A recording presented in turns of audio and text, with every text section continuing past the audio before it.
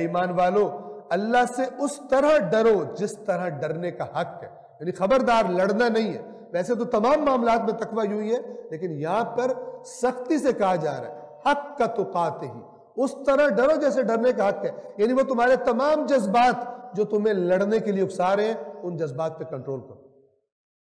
حق یہ ہے اللہ سے ڈرنے کا، خبردار آپس میں تمہیں تفرقہ نہیں کرنا، لڑنا نہیں۔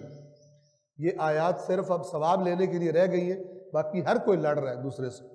دوسرے کو ٹونٹ کر کے، دوسرے مسلک کے لطیفے بنا کے، ان کی توہین کر کے سمجھتے ہیں اسلام کی خدمت ہو رہی ہے۔ خدمت ہو رہی ہے امریکہ کی اور اسرائیل کی، کہ جو سب مسلمانوں کو مارنے پہ تلے ہوئے ہیں اور ان کو تقسیم کر کے ذلیل و رسوا کرنا چاہتے ہیں، ان کی خدمت ہو رہی ہے۔ نہ تشیع کی خدمت ہو رہی ہے، نہ سنت کی خدمت ہو رہی ہے، یہ خدمت ہو رہی ہے امریکہ کی اور ابلیس کی، وہ تمام باتیں جو امت مسلمہ میں تفرقہ ڈالتی ہیں، اور بعض لوگ مزے لے لے کے اپنے تقریروں میں ممبروں میں ایسی حرکتیں کرتے ہیں، آری ہیں، ذائقہ قرآن سے آری ہے۔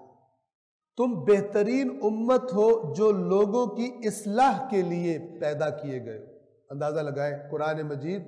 کیا تعارف کروا رہا ہے امت اسلام کا، تم لوگوں کی اصلاح کے لیے۔ ہماری اپنی حالت ہم سے نہیں سنبھالی جا رہی، ہماری اصلاح کے لیے اب یونائٹڈ نیشنز بنائی گئی ہے، ہماری اصلاح کے لیے ان کے ایجوکیشن سسٹم بنائے گئے ہیں، ہماری اصلاح کے لیے ان کے قوانین ہمارے ملکوں میں لائے جا رہے ہیں۔ اللہ کہہ رہے تم نے اصلاح کرنی تھی، تمہاری ذمہ داری لگائی تھی، ہم پڑ گئے دنیا کے پیچھے اور تفرقوں کے پیچھے، اور دنیا سنبھال لی غیروں نے، اب وہ دنیا کی اصلاح کر رہے ہیں اپنے نظریات کے مطابق، اور ہماری بھی نسلیں ان کے نظریات کی زد میں آ رہی۔ جو اللہ تعالیٰ کے عہد و پیمان کو پورے نہیں کرتے ان کے ساتھ پھر یہی سلوک ہوتا ہے۔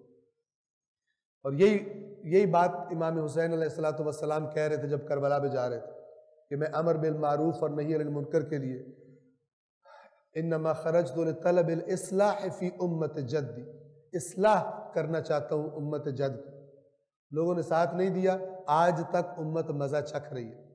اور جب تک اپنے رویے سے باز نہیں آتی چکھتی رہے گی اس مزے کو۔